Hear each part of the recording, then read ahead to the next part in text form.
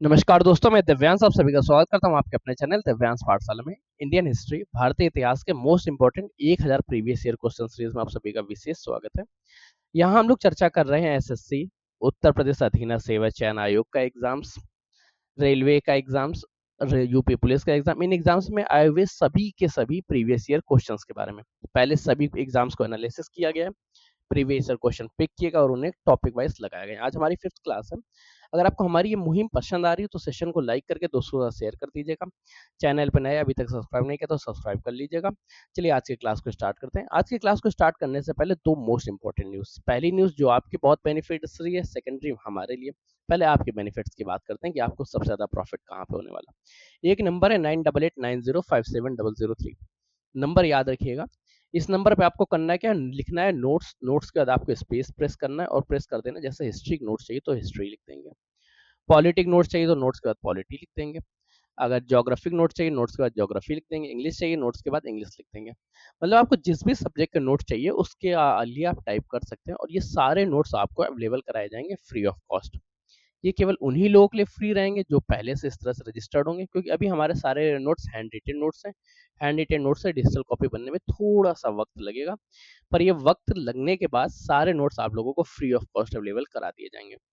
बाकी सबके लिए ये पेड क्लासेस में आ जाएंगे, वो फिर पेड फॉर्मेट की तरह रहेंगी। अगर आप अभी करते हैं तो ये आपके लिए बेनिफिट कराएगी। सेकेंडरी जो हमारे बेनिफिट्स की है, कम से कम आप लोग अपने 10 दोस्तों के साथ इस वीडियो को शेयर जरूर करिएगा, ताकि हमारा सब्सक्रिप्शन लिस्ट भी बढ़े और उनके एग्जाम्स में उनकी मदद हो सके। तो चलिए क्लास को स्टार्ट करते हैं, क्योंकि हमारे क्लास का एक ही है कि आपका एक एक सब्सक्रिप्शन हमारे लिए मोटिवेशन का और आपका सिलेक्शन के प्रति एक नया कदम होता है। तो चलिए सिलेक्शन के प्रति नए कदम को आगे बढ़ाते हुए पहला क्वेश्चन पढ़ते हैं।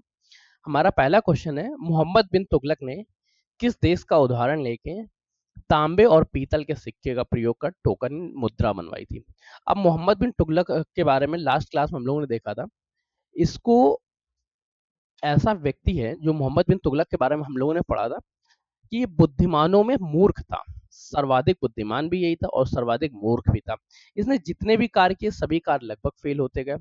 इसकी चीन में एक मित्र थी, तो इसने अपने मित्र से संपर्क किया और इसने वहां के टोकन सिस्टम के बारे में अध्ययन किया। टोकन सिस्टम में क्या किया था इसने, इसने चांदी की सारी सारी मुद्राओं को बंद करा दिया गया और चांदी की मुद्राओं को बंद करा के इसने तांबे और पीतल की मुद्रा जारी की। अब तांबे और पीतल लोगों के घरों में पड़े थे, तो लोगों ने क्या किया, तांबे और पीतल के अपने बर्तनों को सिक्के के रूप में परिवर्तित कर लिया। जब इसने देखा कि मार्केट में बहुत सारी काउंटरफेक करेंसी या नकली करेंसी आ गई है जो है नहीं, तो इसने सारी की सारी तांबे और पीतल के सिक्के को अपने यहाँ रखा। रखने के बाद फिर नई मुद्राएं जारी की। मतलब मुद्रा में काउंटरफिटिसिटी के बारे में या फेक मुद्रा के आने के बारे में अगर सर्वाधिक सबसे ज्यादा कोई कालक्रम में बदनाम रहा तो रहा मोहम्मद बिन तुगलक का।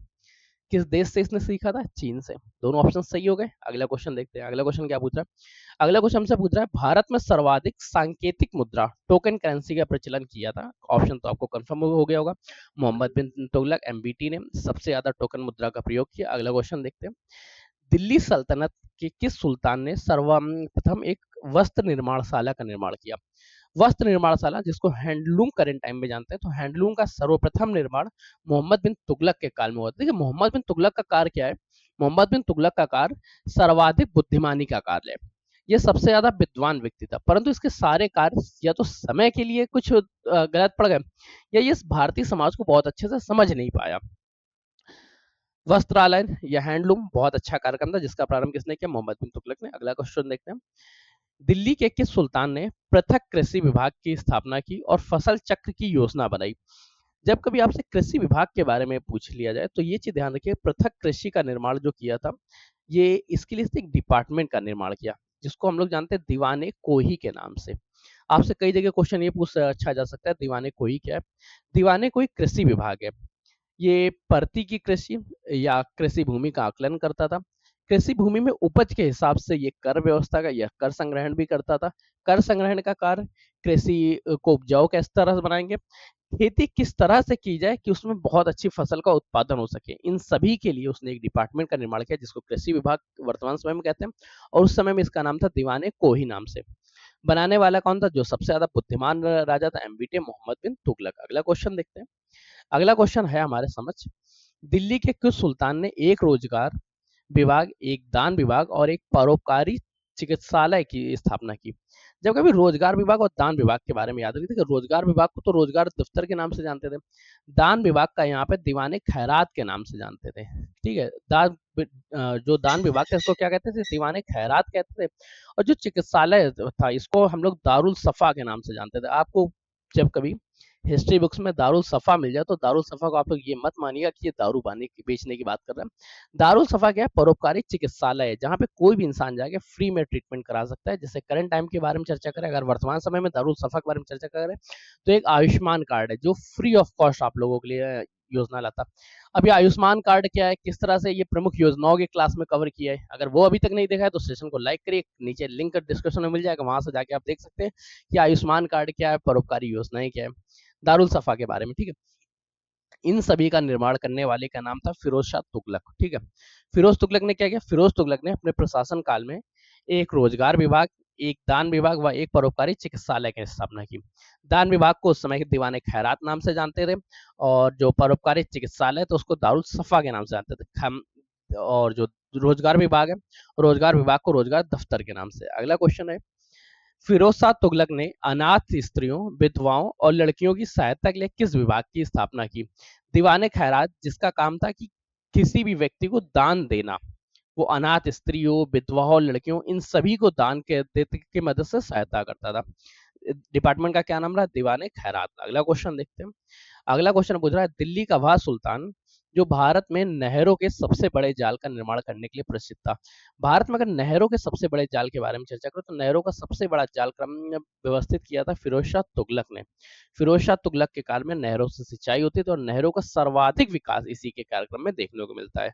तो नहरों का सबसे बड़ा जाल का निर्माण किसने किया, फिरोज शाह तुगलक ने। अगला क्वेश्चन, सर्वप्रथम लोक निर्माण विभाग की स्थापना की। सर्वप्रथम लोक निर्माण के विभाग की स्थापना की फिरोज शाह तुगलक द्वारा सर्वप्रथम लोक निर्माण विभाग की स्थापना की गई।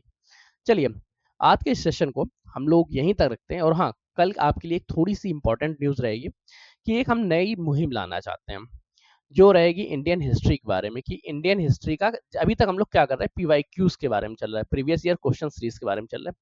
हम ये चाहते हैं, अगर आप लोगों को पसंद आता है तो इस चीज को हम लोग मॉडिफाई करेंगे। एक नई सीरीज आने वाली है आप लोगों की, सिलेक्शन सीरीज, जिसमें हम लोग हर एक टॉपिक को सबसे पहले टॉपिक पढ़ेंगे। जैसे जस्ट सपोज करते हैं कि हम लोगों ने दिल्ली सल्तनत में तुगलक वंश में हम लोगों ने फिरोज शाह तुगलक के बारे में पढ़ा, तो फिरोज तुगलक के बारे में पहले स्टार्टिंग में 10 मिनट हम लोग इसके बारे में डिटेल अध्ययन करेंगे। डिटेल अध्ययन के बाद इसके हम लोग क्वेश्चन सीरीज लेके आएंगे। अगर आपको हमारी ये मुहिम पसंद आती है, आप इसके बारे में मोहित होते हैं या इस चीज को आप करना चाहते हैं, तो आपको करना क्या है, नीचे कमेंट कर देना है सिलेक्शन सीरीज या हैशटैग सिलेक्शन सीरीज। अगर ये आप करेंगे तो फिर आप लोगों की ये क्लास नेक्स्ट क्लास में जल्द से जल्द हम लोग प्लान करते हैं। चलिए, आज के सेशन को यहीं रख रहे हैं, तब तक के लिए कीप स्टडिंग, कीप स्माइलिंग, पढ़ते रहिए, मुस्कुराते रहिए। पढ़ाई मुस्कुराहट एक साथ अच्छी लगती है, अकेले में दोनों ही अधूरे हैं। तब तक के लिए वीडियो को लाइक करिए, दोस्तों शेयर करिए, चैनल को सब्सक्राइब नहीं कर सब्सक्राइब कर लीजिएगा। आज के सेशन को यहीं रख रहे हैं, धन्यवाद दोस्तों।